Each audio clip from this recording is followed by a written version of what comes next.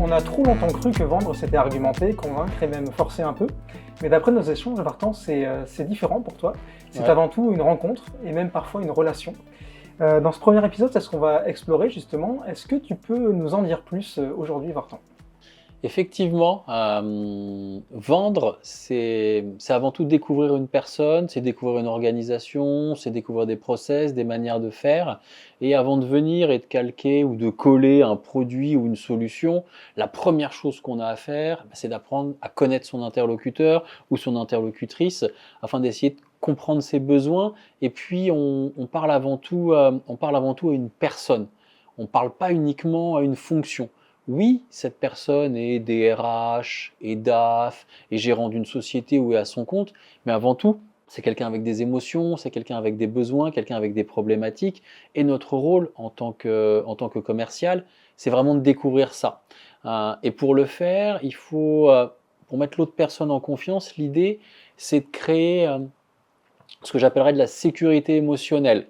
Euh, Comment est-ce qu'on fait ça? Avec de l'écoute, avec de la sincérité et puis avec de la congruence, c'est-à-dire que notre verbal, notre non-verbal, ce qu'on dit, ce qu'on fait, eh bien, tout ça doit être cohérent. Si c'est pas cohérent, il peut y avoir un doute de l'autre côté. Et puis, c'est aussi cette idée de sortir de la logique de performance. C'est pas une scène de théâtre, on joue pas notre vie sur un rendez-vous, on a des doutes, on a des craintes, l'autre personne a des doutes, l'autre personne a des craintes, et on est là pour appréhender ça. On est là avant tout pour comprendre, on n'est pas là pour convaincre. Convaincre, c'est l'étape suivante. On est avant tout là pour comprendre, et pour comprendre, eh bien c'est la base, c'est l'écoute et c'est la reformulation. Donc tu l'as dit, Vartan, ce qui est important, c'est de créer ce lien, justement, Ouais. d'être à l'écoute, de comprendre la personne, hein, parce que vendre, c'est vendre à une personne et pas à une fonction, hein, Ouais. comme tu le dis très souvent. Et finalement, comment on crée ce lien quand on est sous pression?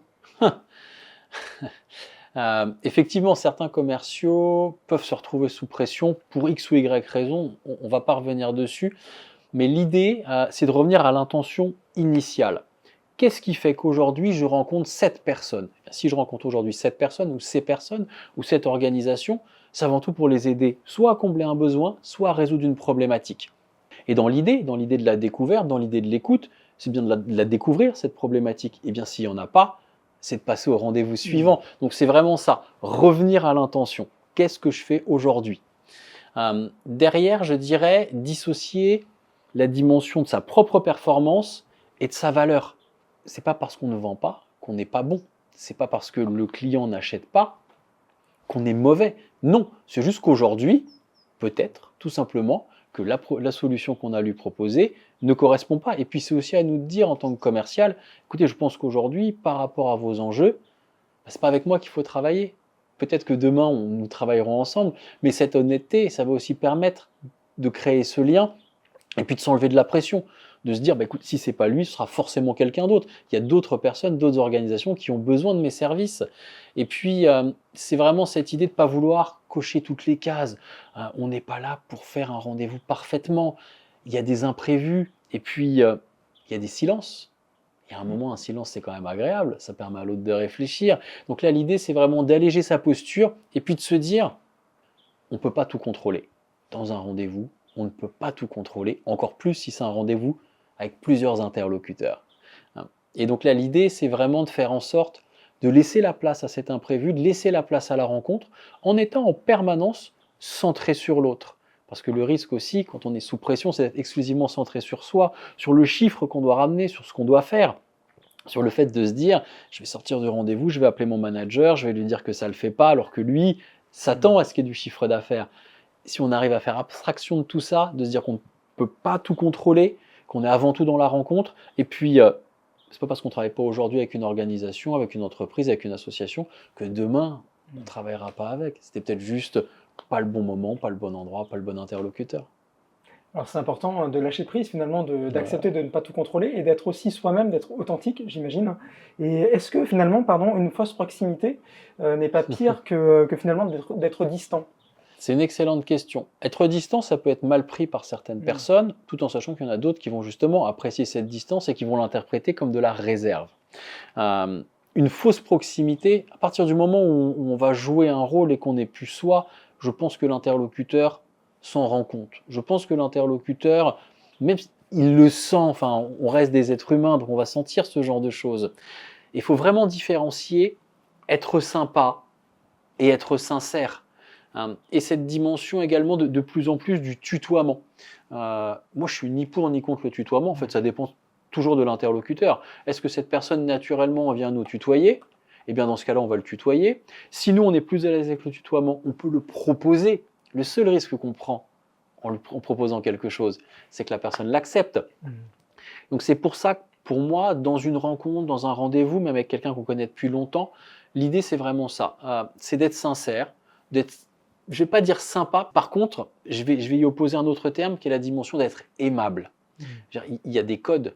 Nos parents nous ont appris quand on était petits à dire bonjour, à dire merci, à dire au revoir, à dire s'il vous plaît. Eh bien, dans une rencontre, dans un rendez-vous commercial, conserver ces codes-là sont importants. Lorsqu'on rentre dans un bureau, on attend qu'on nous invite à s'asseoir avant de nous asseoir. Ce sont des choses assez importantes, mais qui font aussi partie de la relation. Et puis, si on veut jouer la fausse proximité en rajoutant, ça peut apporter de la déception. Et puis la déception, ça coûte cher. Oui. Donc vraiment, moi, le conseil que je vais donner, c'est soyez qui vous êtes, soyez souriant, parce que globalement, un sourire va amener l'autre à sourire. Tentez de vous synchroniser avec cette personne, bien évidemment, sur son non-verbal.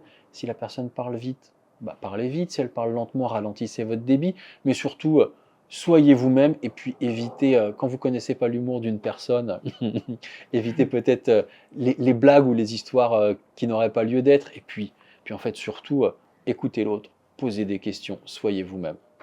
Donc c'est important de créer cette relation de confiance donc Ouais. avec soi-même, on l'a compris. Et je pense, je ne sais pas ce que tu en penses, mais la relation continue même peut-être après la vente. Et en quoi il peut continuer après la vente cette relation? Parce que souvent on n'entend plus parler forcément du commercial une fois que la vente est clôturée en fait. Alors, ça va dépendre du produit, du produit qui est vendu. Si je prends quelqu'un qui va vendre une voiture, effectivement, il est plutôt rare, à part si on a des problèmes, qu'après lui avoir acheté ce véhicule, on n'entende plus parler.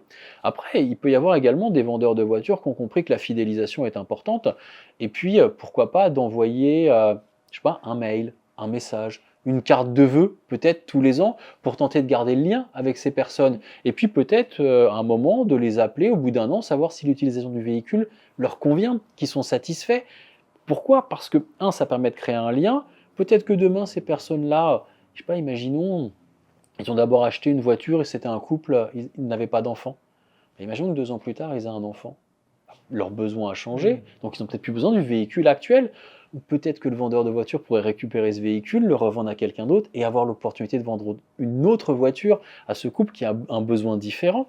Et puis, on peut peut-être aussi imaginer de la recommandation. C'est-à-dire, si vous avez dû créer du lien avec la personne, vous pouvez l'appeler en lui disant écoutez, j'ai une belle opportunité, vous m'aviez parlé de votre frère à l'époque qui peut-être était en recherche.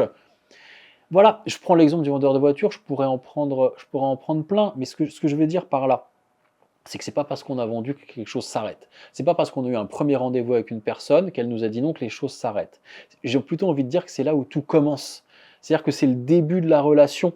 On a vendu quelque chose, maintenant ça y est, on a quelque chose en commun. Ce quelque chose en commun, c'est le produit ou le service que j'ai commercialisé à cette personne ou à cette entreprise. Eh bien, j'appelle régulièrement, savoir si en fait la promesse que j'ai faite, est-ce qu'elle est tenue? Est-ce que la personne est satisfaite? Et puis c'est vraiment rester présent et c'est le début de la fidélisation. Et puis quand on est, j'ai pas envie de dire un bon commercial, mais quand on a le sens des affaires et qu'on avait identifié lors du rendez-vous d'autres besoins, d'autres problématiques qui n'avaient peut-être pas été forcément abordées à l'instant T, et bien peut-être de la vente additionnelle à faire. Et le fait de garder ce lien, cette fidélisation, va permettre derrière de pouvoir proposer d'autres solutions, d'autres produits qui permettront à notre client d'être encore plus satisfait. Et c'est vraiment cette idée d'être fiable. C'est l'idée vraiment de gagner du temps, de créer du lien. Parce que quand on crée du lien, on gagne du temps, parce qu'on a créé de la confiance. Ce qui veut dire que lorsque je vais revenir voir cette personne, bien globalement, toutes ces premières minutes, ces premières heures de discussion, ces premiers jours, eh bien comme on a eu un acte qui a été fondateur, qui a été une vente, qui a été une confiance, la confiance est là. À nous de vérifier que ça continue, et puis à nous de proposer d'autres choses pour voir si on ne peut pas améliorer le quotidien de l'entreprise pour laquelle on travaille. Donc finalement, la vente, tu le disais, c'est le début de la relation Ouais. avec le client et pas une fin, hein. Exactement. Et est-ce que justement, peut-être que la personne dans son entourage va avoir d'autres personnes intéressées peut-être par un produit, Oui, et ce qui fait que finalement, ça va faire un effet boule de neige qui va faire que oui, justement, on va pouvoir vendre aussi à d'autres personnes et créer d'autres relations aussi. exactement, exactement. Et il y a un exemple qui le montre bien, c'est chez les conseillers en gestion de patrimoine. Ce sont des personnes qui vont fonctionner principalement en recommandation. Et c'est systématique chez eux. Ils demandent entre 1 et 3 recommandations à chacun de leurs clients ou à chacun des personnes qu'ils ont rencontrées. Globalement, quand tu appelles de la part de quelqu'un, on va t'accorder le rendez-vous. Donc c'est vraiment de se dire que si on est convaincu par ce qu'on fait, si on croit vraiment que ce qu'on commercialise a un intérêt pour autrui, eh bien demander de la recommandation, solliciter de la recommandation, c'est aussi un outil qui permet de vendre et d'arriver en confiance. Je sais pas, demain tu dois faire des travaux chez toi, Régis, tu vas m'en parler, je vais te recommander un électricien, bah, tu seras très content de recevoir cet électricien. Exactement, donc c'est intéressant aussi d'avoir ton expérience peut-être. Est-ce que ça t'est déjà arrivé dans la vente, hein, justement que la personne s'identifie un peu à toi et veuille justement avoir affaire à Vartan et pas forcément à un autre commercial, Ouais, quand le lien est créé? oui, oui, oui, oui, que ce soit Vartan, que ce soit Régis, que ce soit Antoine, peu importe. Mais oui, il y a un moment où la relation est tellement forte que normalement, l'identification doit aller au-delà de l'entreprise. Je sais pas, tu peux travailler pour Peugeot, pour Renault, pour Casino, pour Yves Rocher. Il y a un moment où, ou même aller chez ton coiffeur. Ton coiffeur, c'est plus chez Je me coupe les tifs. Oui. Ça va être Mélanie du coiffeur ou Régis le coiffeur. Donc il va y avoir effectivement un phénomène d'identification, de personnalisation, d'humanisation dans la vente. Et ça peut se faire que par la relation. Que par la relation. Et ça permet aussi de la vente additionnelle. Et dans l'idéal, quelqu'un qui, je ne sais pas moi, qui vendrait des services auprès des ressources humaines, euh, c'est quand même génial derrière d'être appelé par son client parce que dans sa tête, eh bien Jean-Baptiste va raisonner ressources humaines, même si c'est pas, même s'il a vendu, je ne sais pas moi, un logiciel de paye, eh bien pour chaque question, c'est Jean-Baptiste qu'on va Oui. appeler. C'est qu'il a réussi à créer une proximité, une confiance importante. Donc on l'a compris, dans cet épisode, tu as mis l'accent, Vartan, sur le fait que la vente, c'est d'avoir une relation, Ouais. créer une relation.